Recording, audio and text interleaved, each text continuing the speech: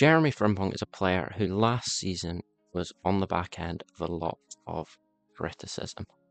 I think there's lots of reasons for that, and here, or today, sorry, I'm going to show you why I think he'll be an intricate part of our team next season. This will be his breakthrough year in the Premier League, and I think he'll cement his starting spot even when Bradley comes back. And to a lot of you, that might sound crazy, and honestly, I get it, so I can see both sides of it. I'll go through some pros and I'll go through some cons of Jeremy Frimpong as a player in our team.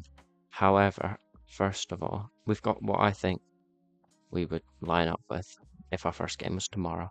Anyway, I'll put this into this will be our off the ball shape. But let me quickly just chuck us into what I think we would be doing.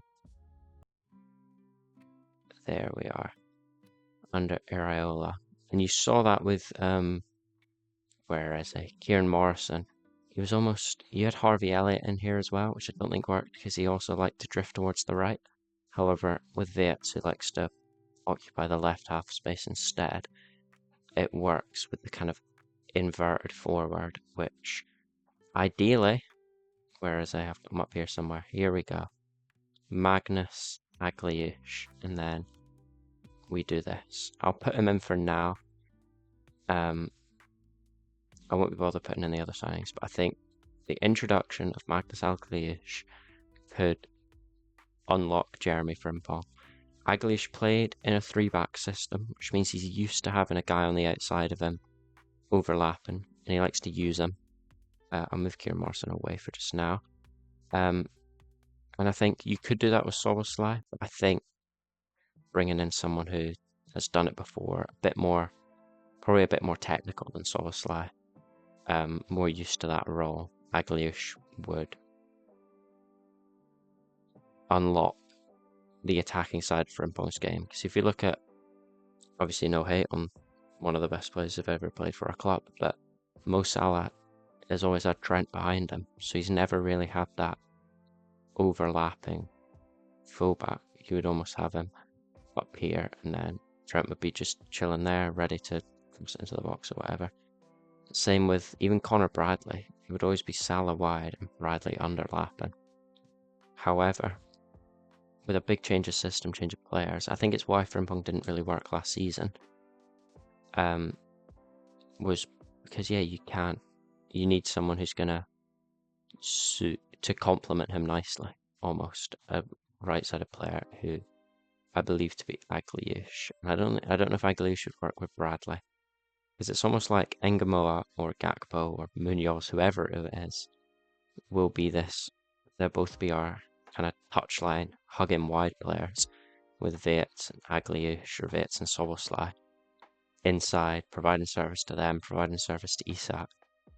And then you've also got Kerkez underlapping as well to join the attack on occasions, which you don't want to see Kerkez in a back three, and that's why I think you need a 6. Anyway, I'm off topic to Jeremy Frimpong.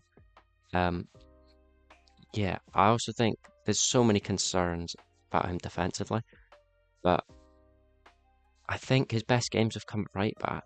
He's only played 10 games at right back last season. I think we won 3 of them, drew 1 of them, lost 3 of them, just in the Premier League. But I think he's better there. No games come to mind instantly where I think, oh, that was a terrible defensive display from Frimpong.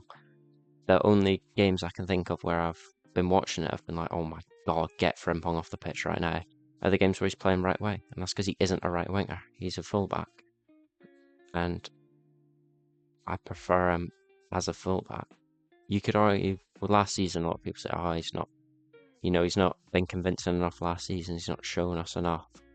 Well, yeah, same with the fucking rest of them. Mo Salah wasn't convincing last season, but you still appreciate him for the great player that he is. Isak was rubbish last season. You don't see people saying sell Isak. Vates was slow. Szoboszlai was good. Gravenberch had a poor season. McAllister had a poor season. Kerkez had a poor front after the season. Even Van Dijk at times was poor.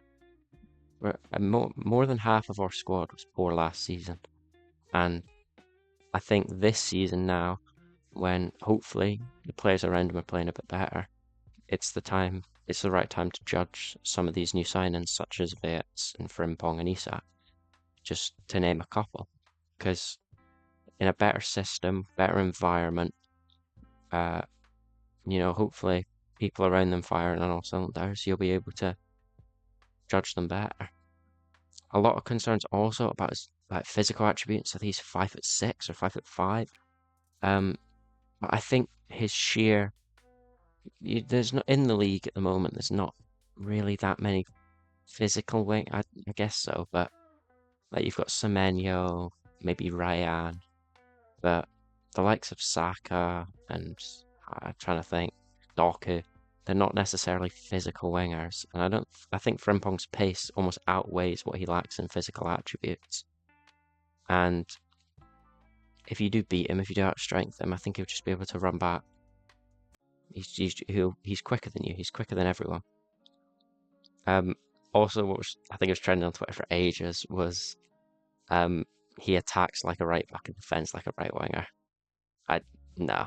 I think if he has a good run of games at right back and stays away from the right wing position, people will start to see him for the player that he is. And I think that people will change their mind about him because I think he's massively underrated defensively.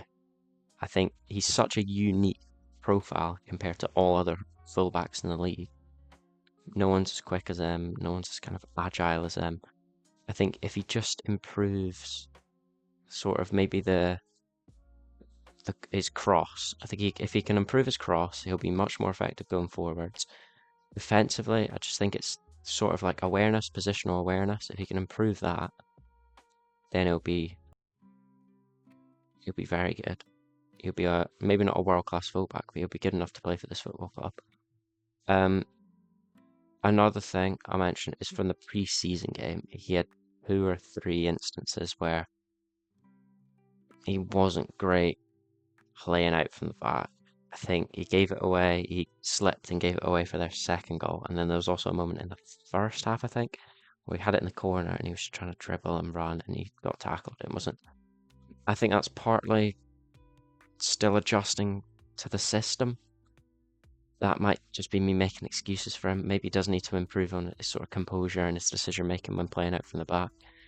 But I think his speed and I don't know what it is. It just excites me. It makes me think he can be a very good player.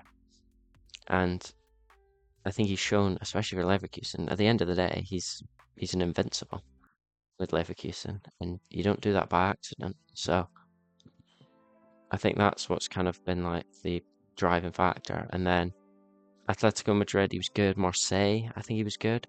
The game that stood out to me though was his very first one. He scored in it.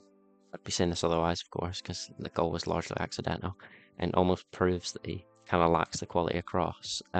Palace in the Community Shield. I thought he was great.